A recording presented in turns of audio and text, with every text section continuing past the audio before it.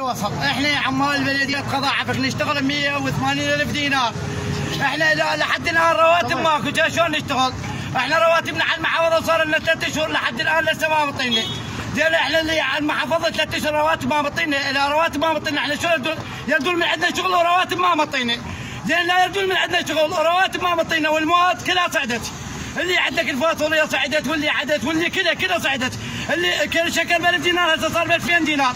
المسواق احنا منين نجيب؟ احنا اصحاب عوايد، يعني كلها تريد من عندنا. ابو الملك ابو البيت يريد من عندي فلوس الاجار، ابو المولد يريد من عندي، ابو الكهرباء يريد من عندي، كلها تريد.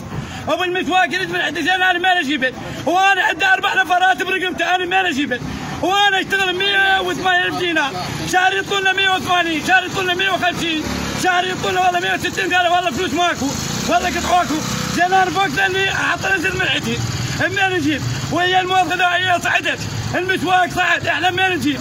وهاي كلها لحد الان هسه شوفوها، هاي كلها لسه ما مطينا رواتب على المحافظه ولحد الان ما مطينها. غير يفكرون بالفقره، يفكرون هم يقطعون رواتب المساكين، رواتب العمال مال البلديه. ليش ما يقطعون رواتب ذول الحاليين؟ كل من ياخذ له 5 ملايين، واللي ياخذ له اكثر، واللي ياخذ له اقل. ليش ما يقطعون ذولاك؟ يجون الفقراء يقطعون رواتبهم، يجون ذول الغاطين بنص الخيسه وبنص البلديه وبنص المجاري، ويشيل اسماعيلهم ويقطعون ذول رواتب الفقراء المساكين. الله اكبر من عندهم، الله اكبر من عندهم، الله اكبر. احنا قتلنا شيوخ والحسين مظلومين، الله يشهد علينا احنا مظلومين. عمال البلديه وخصوصا حامل البلديه مظلوم، الله يشهد مظلوم. اذا يشتغل 180 و150 و160 ولحد الان ما مطينا، منين نروح؟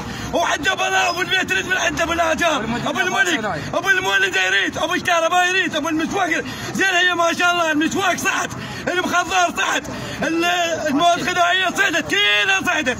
زين ذول يردون من عندنا، احنا منين نجيب لهم؟ ولحد الان رواتب ما مطينا.